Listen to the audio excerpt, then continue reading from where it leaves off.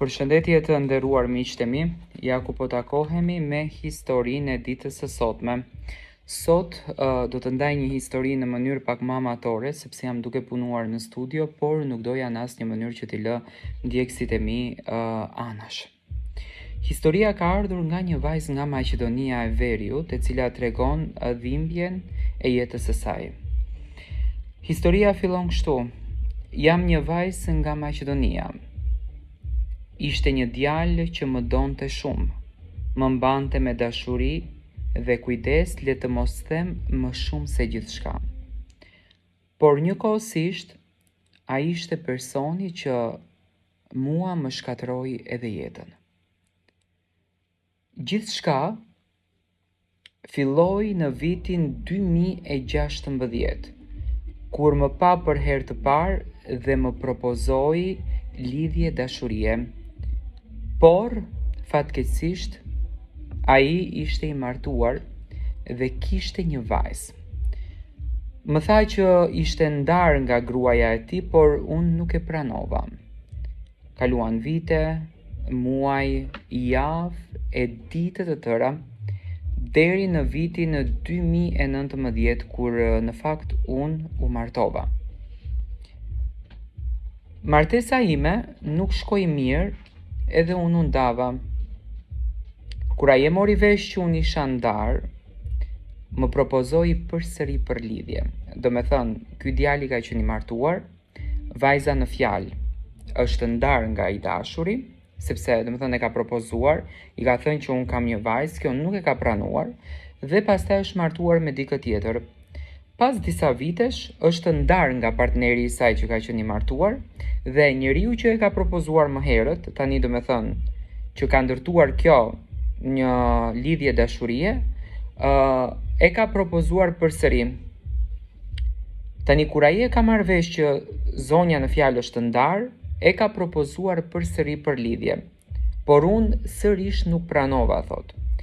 Kaluan përsëri disa vite, deri në vitin 2024. Një ditë u pam rastësisht në fshatin e dajës sim. Ishim shumë njerëz aty. Por ai më pa dhe më dërgoi një selam duke më thënë: edhe një herë nëse të shoh diku, nuk shpëton prej meje. U trondita e tëra.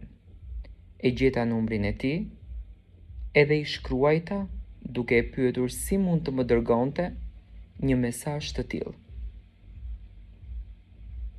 Ai më foli me fjalë të buta, më qetësoi dhe nga ajo ditë nisëm të flisnim shpesh. 21 mars 2024 ishte dita më e bukur e jetës time. Dita kur ne u takuam për herë të parë.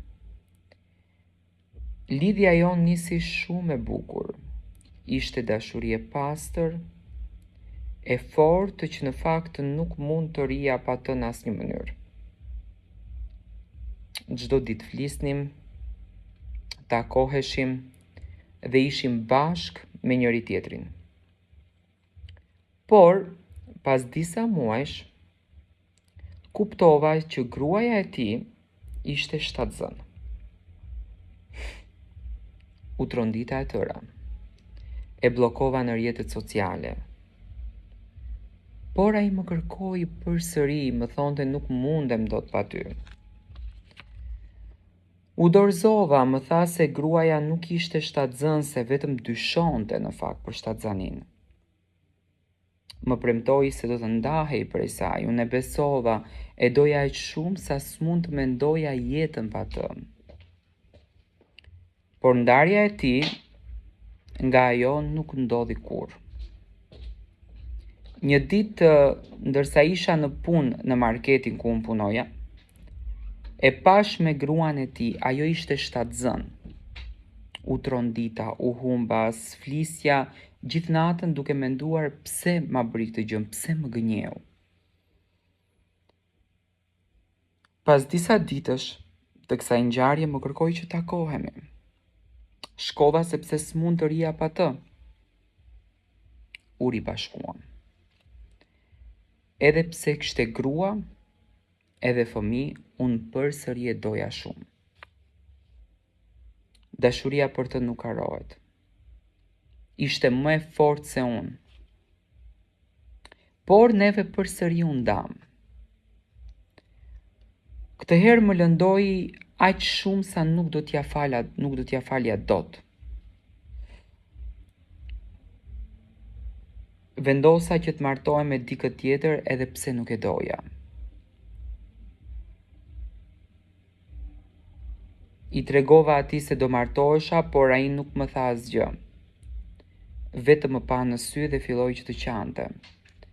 Dhe ditën e fejesës time nuk erdhi.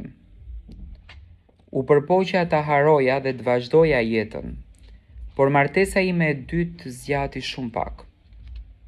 U ndava përsëri. Kur ai më mori vesh që unë jam ndarë përsëri, më thiri prap në telefon. Nuk doja ta takoja, por zemra ime nuk më dëgjoi. Dashuria më çoi përsëri tek ai. Vazhduam lidhjen derisa familja ime mori vesh gjithçka. Babai më përzuri nga shtëpia, edhe e thira në telefon i tregova se në çfarë gjendje jam situatën time. Por ai më tha: